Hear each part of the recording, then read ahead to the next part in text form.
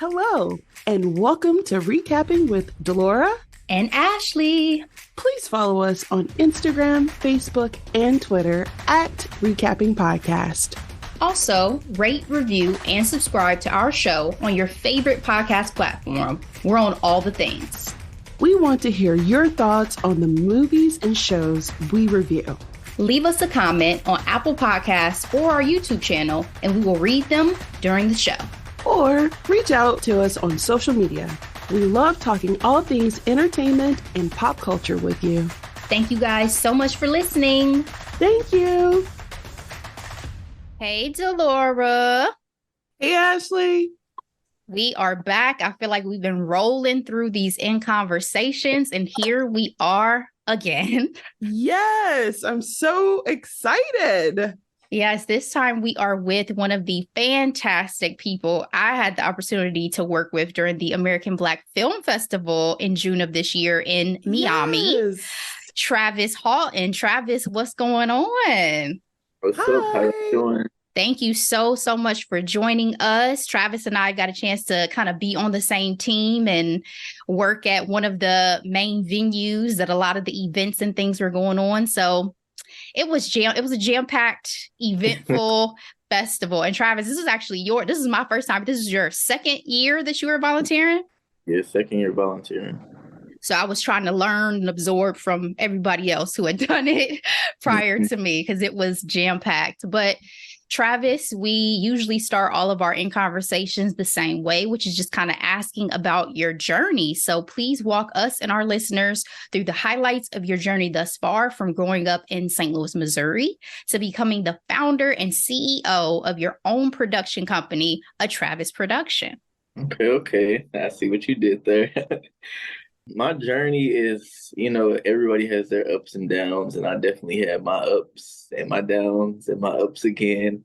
But yeah, I'm from St. Louis. I'm currently based in Atlanta, Georgia right now. Pretty much through high school, I started off in journalism, which is crazy because a lot of people don't really know that. But I started off in journalism. I really wanted to get into broadcast journalism. Mm-hmm. I wanted to be on Fox 2 News, and I wanted to interview people and all of that. And I was doing a thing with the interviews and newspapers and stuff like that in high school. But then once I started acting, I'm like, oh, I like doing this. Like, acting was just, something that I like to do as well on the side. But then it became a main thing because I started auditioning for the plays, and they started casting me. And I'm just like, oh, I'm really doing the thing for real.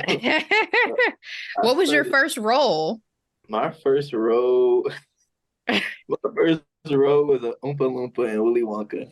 I love it. So that was one of my first roles, and it was crazy because my senior year they were doing Willy Wonka. I remember that. Actually, my first role was I forgot it.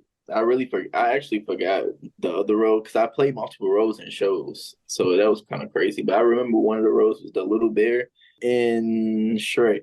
I remember that.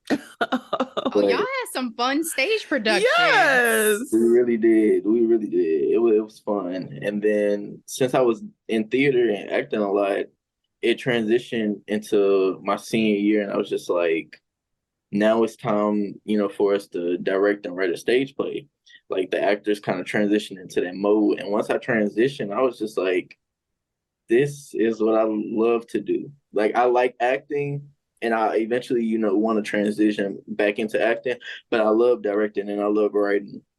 And after I directed and wrote my own stage play, that's when I knew this is what I want to major in college. And so I went to college. I went to Webster University, and I got my bachelor's at Webster in film, video production, and entrepreneurship. And then I got a minor in screenwriting as well. So that was pretty dope.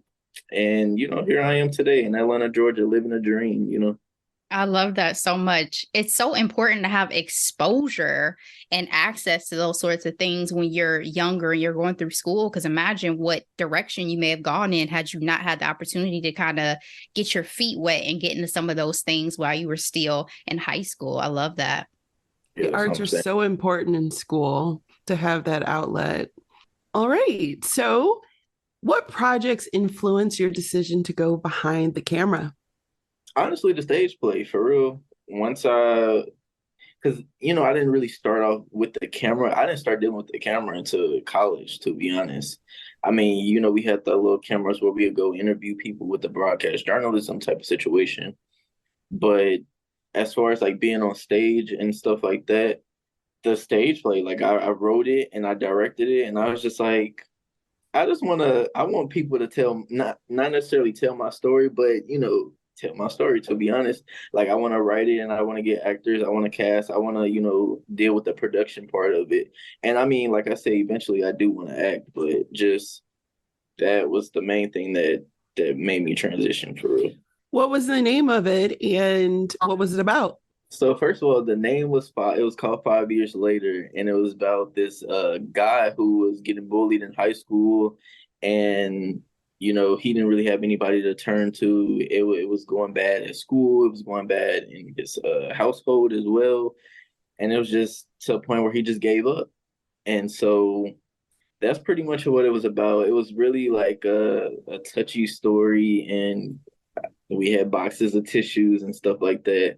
But it was a story that needed to be told because a lot of high school people, they deal with that on a daily basis, and they don't see people, for example, like the main character in that story was actually me because my original main character actually dropped out. And it was like an issue with him being busy, but it was also like the people that I wanted to cast in this project, they couldn't really like play the role because of what they was dealing with in their own life. So it was a touchy story, but I played the role, and then I directed it as well. But we had our boxes of tissue, and we made sure that we made it a safe place. One more follow up. Do you like to hit on the, emotional side of things, or do you like comedy, or do you like a mixture of both? Now I would say I like a mixture of both, but back then I definitely like the emotions, like hitting on like those hard topics because nobody hits on those. Nobody understands this needs to, like, even though it's a touchy subject to touch on, we need to talk about it. We need to like get it out of our system and just talk it out so that way, once we talk it out, we just like that felt good. Kind of like stage therapy in a sense. Exactly. Before I move on to the next question I had planned to ask you, I wanted to ask, I'm thinking about Euphoria, which I don't know if you watched that show on HBO, but in that final season, we had that stage play and you had the character who was portraying kind of the producer, director behind the scenes. She's kind of turned into a tyrant behind the scenes. So I'm just wondering about your leadership style and like going from being an actor to having to deal with the one who's kind of putting on the production. How was that transition for you? And what was like your leadership style as you made that transition? During that time of me being in high school, it was all of our friends who was really on the stage with us. So I kind of, I got along with everybody, and it was already a safe place built because we was already in class, and it just transitioned to us, rehearsing after school like that. But for me to be in that position of where I'm like, okay, this is how I want, this is my vision. Now let's put it on the stage. Since they were my friends, they know, like, when I get in that mode, when I click into the director and actor and writer mode, they know, like, Travis in that Travis production mode, shut up. So they know, like, already to just click into, like, business. And they know when to play. So it's really just the tone, for real, for real. We can all be playing at one moment and I'll be like, all right, child, let's get back to it. And it'll just be, honestly, that easy. But those are my friends. As far as like people, who that was just kind of like extras or whatever, that wasn't like really like people I would talk to on a daily, they kind of just was all like, I'm gonna do what the other people doing. Got you. So not really any big blow ups or issues behind the scenes with anybody.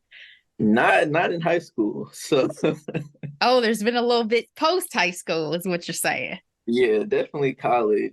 Just curious, because I'm sure some people who are listening might be considering that transition and just wondering how easy it may be from going the person who's kind of being directed to having to be the one to run the whole show. Because leadership, it can be a lot to shoulder in any capacity.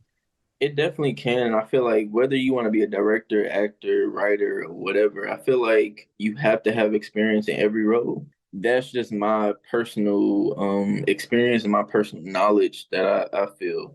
Especially director. Like you have to know every freaking role on set. So why not do it so that way when you asking somebody to do it, you can communicate that the Oh, correct way. that's a gem for sure. I feel like in any job, in any capacity, if you're a manager or you're in leadership, if you do not know how to do everybody's job who's on your team, it's very difficult. Right. Yeah, exactly. Because then you can just, when you're directing, you like trying to communicate to the gaffer about the lights, and you like move that thing over there by that thing. Like, what thing? Speak the film language now. So Got you. yeah. Absolutely. So we were talking a little bit about stage therapy. And so it's a great segue into the next question of what inspired you to, because we did a little homework before we had you on and saw that the content of your company really focuses on mental health. So what inspires you to focus on mental health, particularly in the Black community? Number one, the reason why I focused on mental health was because I don't see that in Hollywood. The reason why is because I'm just like, a lot of people don't like to touch on the topic. I don't know what it is, but I don't know. Now, the only show that I really fell in love with, and a lot of people aren't a really big fan of, is 13 Reasons Why. Like, I love that show. It got You know, heavy towards the it did end. it did get super heavy, but it was just the cinematography style, the directing style, and even like some of the writing points. Like it was really, really good to me, and so I resonated with that show. But that was pretty much the only thing that I saw at the time, and yeah, I just don't really see it on TV like that. So that's why I wanted to focus on it, and also I deal with my own mental health issues in life, so I'm like, in order for me to get help. I just wanted to kind of pour that into my films and hopefully, resonate with somebody in the real world. I feel like people perceive talking about mental health as a sign of weakness, but Hmm. there's power in having real conversations around it because you realize that you're not alone. And honestly, in some cases, there's a name to that feeling that you've been having for so long. And, I think it's really important, especially for the Black community, to have representation so that they can name it and try to make it better. Because I think at the end of the day, it's all about resources and knowledge, right? To better us. In your opinion, how is Hollywood depicting Black mental health? Does it exist already? And what are they doing right and what are they doing wrong? I feel like it does exist somewhere out there. I have yet to see it more. Now I see, Taraji P. Henson with her company Yeah. that she has going on. And I think there's a couple of other people out there that's really doing the thing for the community. But every day is changing. Every day I'm learning and growing to see like, oh, it's this show focused on this now, or oh, it's this person that's highlighting this. So I'm doing my own research too as of today. So I feel like it's changing slowly but surely. Yeah, I agree. I think it's definitely way less taboo to talk about, to be depicted. One of our latest recaps we just did, Survival of the Thickest, they had Black therapy as a touch point within that show, even though that's more of a comedy, not even a drama Hmm. based. So I think just making it more of a mainstream conversation in general is helpful, because I do think it could still be taboo within the Black community to talk Very Yeah. much about so. going to therapy and seeking out mental health support and things like that. So definitely Generationally as helpful. well, because Definitely we have a generational. lot of shows that we've watched, like Insecure, and even Blackish touched on, I think, couples therapy. You know what I mean? Yeah, And when Bo and Dre were going through their that was a I rough season. but it was just so funny because talk about cinematography, how they made it so gray and they really Yeah. tried to set the tone for how you were supposed to feel. I'm like, this is a comedy. I did not come to Blackish for this. Yeah. For But this drama. but it does still show that even the best of marriages may have issues and may have hiccups that people have to work through. And then on the drama side, I think, in my personal opinion, it was done with grace, was This Is Us and Randall's Story. Yeah. And shopping around, that whole conversation of you may not, the first time out, you may not find a great therapist for you. You may have to date therapists and see who fits, because that is a very important relationship that you're going to have with that person. So yeah, it's definitely, Travis, definitely becoming much more mainstream. So let's shift gears to what other projects you're working on currently, and also talk to us about some of your future creative goals. Because I feel like, you know, your journey is really just getting started. What are we going to look forward to in the future from you? What I'm working on now is I'm in my writing mode, hence the hat.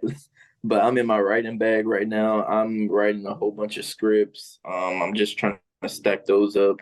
And years back, 2021, 2022, 2020, all of those years, I was just filming back to back, back to back. But this year, I'm just like, I want to focus on writing. I just want to be in my writing bag. You know, I got a lot of stories to tell, and I wrote all the ideas down. So now it's time to put that on the paper so I can put it back on the screen like next year. So I just been writing pretty much. I'm gonna just let y'all know that y'all not ready for these stories that I got. I was gonna say, you're doing a Tyler Perry, how he like sits down and writes for hours. For hours, a whole season worth of stories. For those who are listening, Travis mentioned a hat. He's wearing a hat that literally says writer on it. We were talking before we started recording, and he has a writer, he has a director, he has an actor. So he's literally wearing many hats. So man of many talents. Man of many talents. Any future creative goals that you wanted to mention? You kind of talked about wanting to get back into acting at some point, but like, what are some ambitions or things that you look at towards the future and are like, oh, in 5 years, I want to be doing this. In 10 years, I may want to be working on this. Tribeca. Yeah. What's on your vision board? Yeah. Do men make vision boards? They better. Why not? Yeah, I think everybody should make vision boards. Okay. But I didn't make one this year. But my vision, well, actually, I kind of did. My vision board is just not like everybody else's, where you actually make the, you know, cut it out and everything. I kind of have my own journal, and I would literally write out my goals for January all the way to December. And so I accomplish those and check them off, or, you know, figure out how can I check them off. My goals for the next 5 years or whatever is to definitely put out my debut feature film. I already written, and it's being shopped around right now. So we're gonna see. We're gonna see what's gonna happen. You know, but that's my goals. And when I drop my first feature film, I will let y'all know that I will be stepping on next. And so it's gonna love it. Project. It's gonna be that type of project. So be prepared. Put your seatbelt on and get ready. That's one of them. Another one is definitely want to get my own production company started, like as in like getting a building together. Okay. I want that to be in St. Louis. The brick and mortar.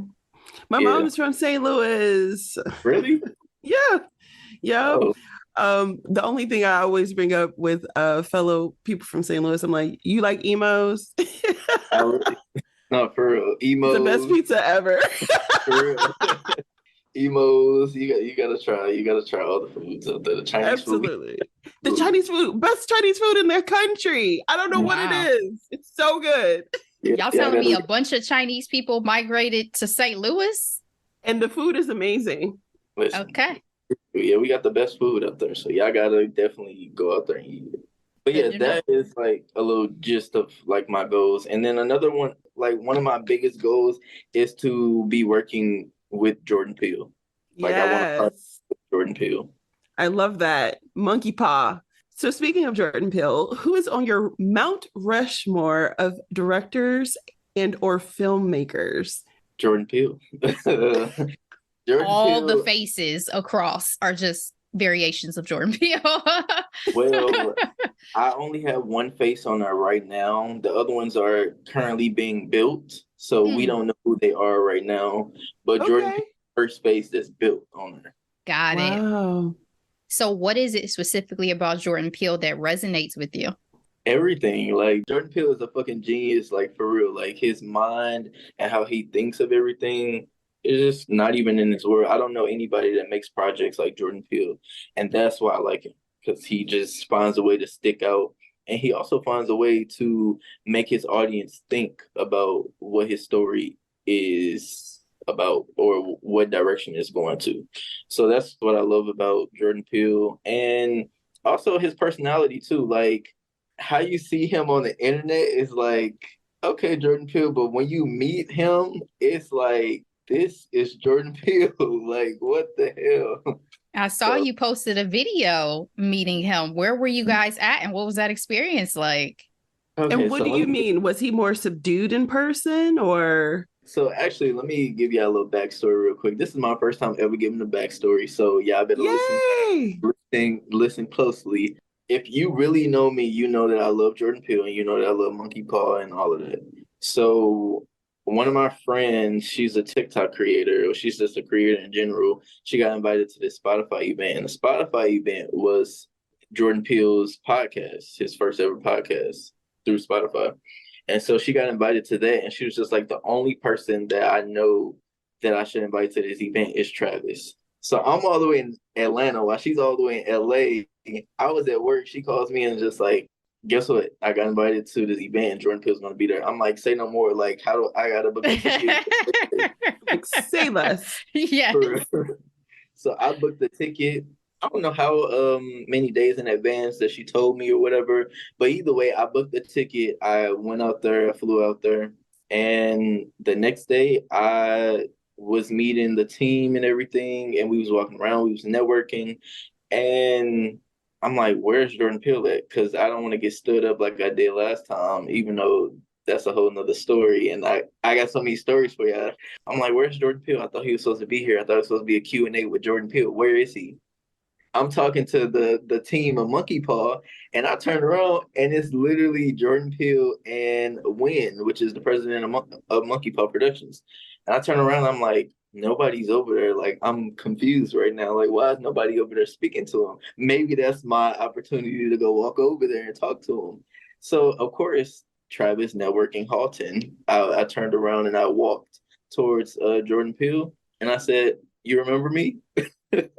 That's like the first thing I said. I'm like, why would I say that? But anyway, I was just like, "You remember me?" And he was just like, "You look familiar." And I showed him my lock screen, and it was the Get Out because I re-filmed Get Out, like a little scene, Mhm. and I showed him the stills because literally it's just everything just happens for a reason because I manifested this moment. And the week before, Jordan Peele, no, it was like 2 weeks before. 2 weeks before, Jordan Peele liked my tweet the exact same picture. So I'm like, you gotta remember me. You gotta remember the face. You just tweet. And then when I tell you how we were sitting there talking for maybe like 30 minutes about just the film industry and about like he was asking like what do I would like to do, and of course I was asking, what he's working on next and everything. So we was having a full blown conversation. Like his publicist and everybody was just like trying to stop everybody from getting him to bring him into the event because they was just like, we really saw you having a deep conversation and we did not want to interrupt it. And I was just like, that meant the world to me. Like that touched my heart. And so we definitely connected, and he was just like, send your information to the company, and I did that.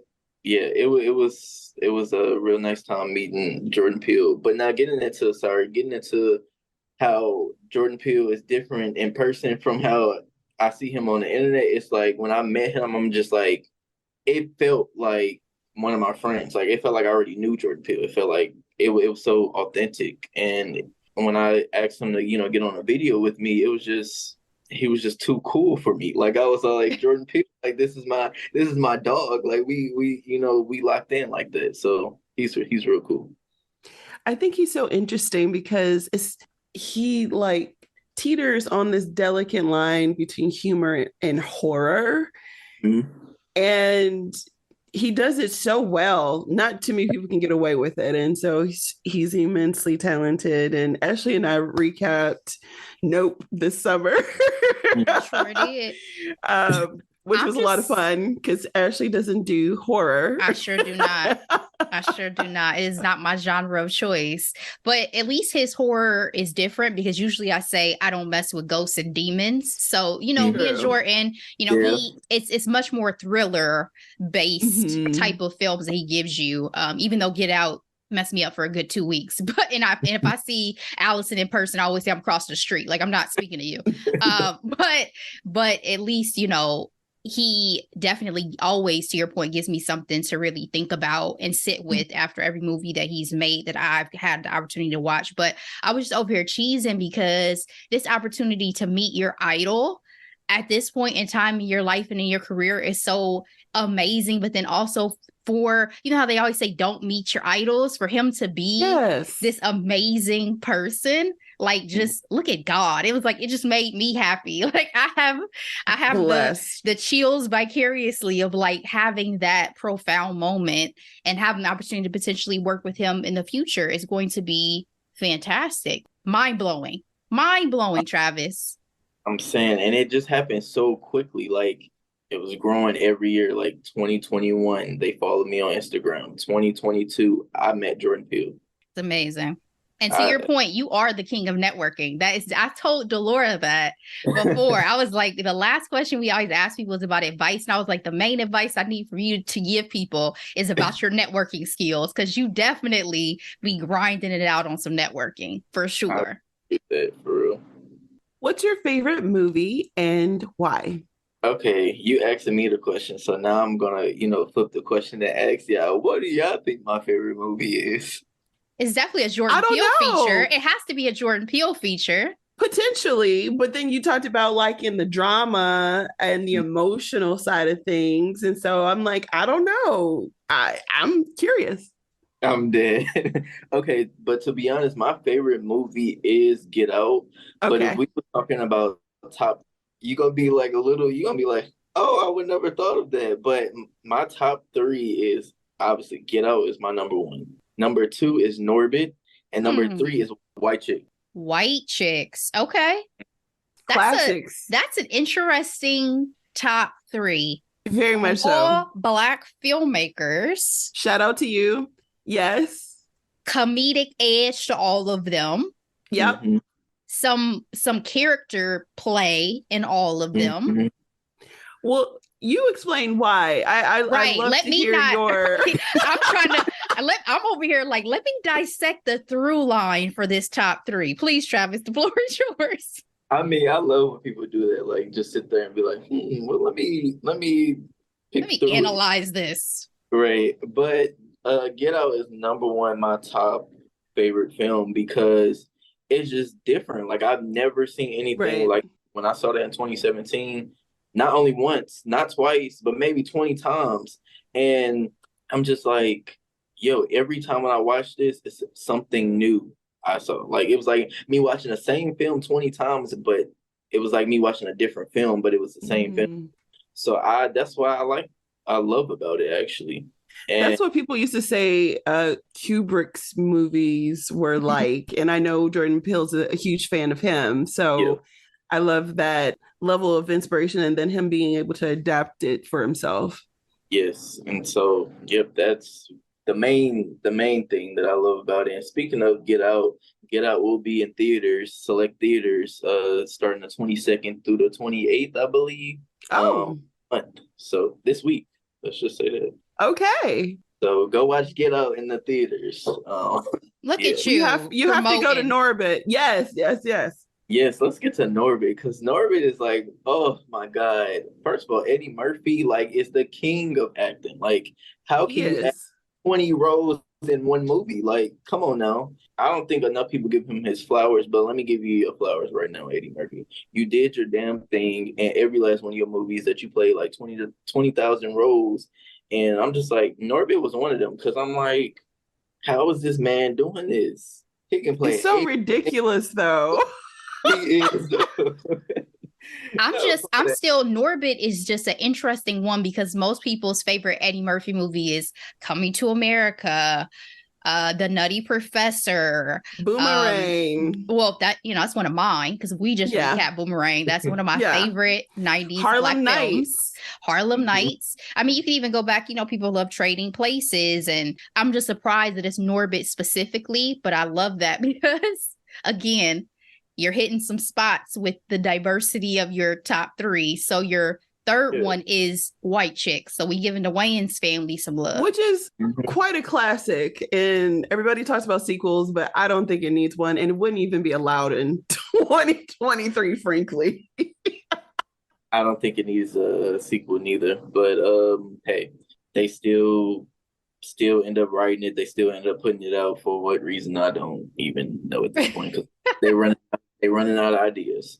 But that's why you got people like us to, write the stories that we write, White Chicks is another one of my favorites. And like I said, it's a classic because it's like I grew up on this movie, and like every year I just find myself watching it over and over again. And it's kind of like, if you really think about it, what we dealing with now is just the funny part. Like these white people, well, really, it's kind of reversed, but how they basically was the cops or whatever, and they had to be the two white girls and stuff like that. But it's just the comedic part that really gets me, because I'm like, they are really funny, but they know how to switch it up. So Travis, we've discussed mental health and that focus. Let's talk about your self-care and how you maintain your mental and physical health in the midst of life and work. I maintain my mental health by taking a day out of the week to do all of that. So Sundays is really my day where I do that. I have my whole self-care Sunday where I clean my entire place. Like, I just have to do a whole reset for the week. I'll clean my entire place, I'll wash everything, and then I'll sage all that bad energy out. And yes, saging. Right. Yep. And then meditating is another thing that I find myself doing as well, and just kind of like taking deep breaths in and out, and just kind of necessarily like forgetting about the past, but just scooting it to the side. You know what I'm saying? That's one of the things that I do. And I listen to a lot of podcasts. It helps calm me, and it depends on the podcast as well, but I have to listen to that specific topic or whatever I'm feeling throughout that week, and I listen to it, and I'm just like, I'm feeling good to go into the weekend and kill it. Yes, to meditation. I'm still on my meditation journey. Some of the best advice I heard recently about meditation is everybody always thinks that you're supposed to start with immediately being able to calm your mind, but that's the destination that you're trying to reach. The journey is figuring out and learning your practice. And I was like, that's really good advice. And I feel like everybody, when they start meditation, they're like, but I can't still my mind. This isn't working for me. And they just give up. Yeah. But that is the ultimate destination. So I'm working on it with you. I'm trying to get there. I'm working on it too. And I feel like you have a lot of aha moments when you take time to be still too. Like, you get a chance to take note of how your body is feeling, or get into your body so you can be aware of like, what is my gut telling me right now? And then I love that you take a day of rest, because I'm always reminded, I'm like, God rested on the seventh day. So who am I? Okay. If it worked for the Lord, it'll work for me too. Well, besides our podcast, obviously, what are some of your other favorite podcasts that you like to listen to, Travis? Definitely our podcast. Yes. Another one is this podcast called, I just got into like this podcast, so bear with me. But the name of it is called Date Yourself. And I love that podcast so much, because it's like, even though it's coming from a female perspective, it's just funny to hear her stories. And I mean, she's a Capricorn, so that's kind of why I feel like we relating for real. Are you Capricorn? I sure am, sir. I'm on the cusp. So I'm a Sagittarius and Capricorn. So am I. My birthday is December 23rd. Mine's the 21st. So wait a minute. You're like, because I thought the cusp is the 22nd. So it depends, I think, maybe, but we're definitely both like that mixture. Yeah. That mixture. Yeah. Definitely. So no wonder I gravitated so hard to you during AVFF. I didn't even know. But yeah, Capricorn, Sagittarius mode. Like, some days I'm a Sagittarius, some days I'm a Capricorn. It varies, but I just resonated with her so much. And like in that podcast, she talks about, dating yourself. And she's not saying like date yourself for the rest of your life. She's just saying in that moment, date yourself until you find the person that you're supposed to be with for the rest of your life. You know what I'm saying? So listening to her, it's just her voice is soothing, and her stories are funny, and it's just a good mixture. So, yeah. Get a little humor, get a little ASMR. Love it. Exactly. Yep. Exactly. That's a gem. That's usually we do hidden gems when we do recaps. So that's the hidden gem for the week. Date yourself. Check out that pod. I'm gonna check out that pod because it sounds like a good one. So final question. I already mentioned it. I want you to talk a little bit about those high level networking skills you have, but just overall, what advice do you have for those who may be listening who want to follow in your creative and entrepreneurial path? My advice to anybody who's trying to get into filmmaking, entrepreneurship, or screenwriting or whatever is to do your research and to also network. Networking is so important because number one, you're meeting people, but also you never know who you're going to be meeting. So like when I was in college, here's a gem too that a lot of college students don't know is, first of all, y'all are paying these universities, but these universities have to cough up some money to y'all as well. So you have to realize, like, most universities that I know have a student government association, and in that student government association, the student government association has the most money on campus. Yes. So I was a part of it at Bowling Green State University. I allocated funds to groups. That's what I'm saying. So literally, all you're doing is just pretty much figuring out if you're a filmmaker or whatever. But I'm just speaking from the filmmaking aspect. If you're a filmmaker and you're trying to go to American Black Film Festival in the summer, you will want Student Government Association to sponsor that. And basically, you're going to make a full presentation of why you think the American Black Film Festival is something that would be valuable for you to go, that you can bring back knowledge and information for students to go in the following years. So that's what I did. I made a presentation and I went to the Student Government Association and I pitched it to them. And I'm like, I'd never been to the American Black Film Festival before. And keep in mind, I was like 19, I think I was turning 19. Yeah. So I was 19 years old when I did that. And I'm just like, I want to go to American Black Film Festival because I want to network. You know, it's one thing to network with the students and the professors on campus, but I want to broaden my network. That's how I knew so many people in DC, New York, LA, Atlanta. I knew people from everywhere because of the American Black Film Festival. And that was my first ever film festival that I've ever been to. And at first I thought it was fake. I looked it up and I'm like, this can't be real. All these celebrities on here, like, y'all want me to go? Oh, let me see something. What in the Fire Festival is going on? That's what I'm saying. So I ended up going, expense paid for by my university. And I mean, obviously I had to, come out of my pocket for some things, but I paid for it. I went out there and I fell in love. Like, so many Black people that look like me, and I'm just like, oh wow. And I'm learning not more than I've learned in college, but I'm just learning and growing, and I'm meeting people and I'm getting followers on Instagram, and I'm just feeling a little famous right now. No, I'm just fine. But I was meeting a lot of people, and a lot of people always ask me, like, how do I get all these followers on Instagram? I went to a bunch of film festivals. I travel the world. Like, I'm just going out meeting people and figuring out, like, oh, what do you do? Like, I'm just interested, And you don't have to necessarily be a extrovert. You can be an introvert, still meeting people, but that's what I pretty much did. So network your way to that network. Shout out to Jeff and Nicole for putting on the American Black Film Festival because it is phenomenal. Mm-hmm. Absolutely. Actually, one of our favorite connects that Ashley and I made during Essence Festival was at a bar. You know who I'm talking about? I sure do. We still follow him to this day on Instagram. We also met, there were like a couple actors who were coming by. Like, that was a pretty popular bar. We were like, you look familiar. Aren't you an actor? Yeah. He was just chilling at the bar. And then we were just like, we want whiskey in our tea. It's the morning, right? And he was like, word. Yeah, they loved me at that hotel because I love a good hot toddy. They like, yes. I'm like, you don't understand. I do this no matter where I am. It's not just because I'm in New Orleans, but I appreciate y'all for the enthusiasm. Wait, this was This year? This was last last year. year. I know you went this year. We went last year. Okay, Yeah. and I didn't see this year. So what's going on? Okay. Nope. And we both got COVID, but we made it through. We sure did. I was like, Ashley, are you feeling okay? Oh my gosh.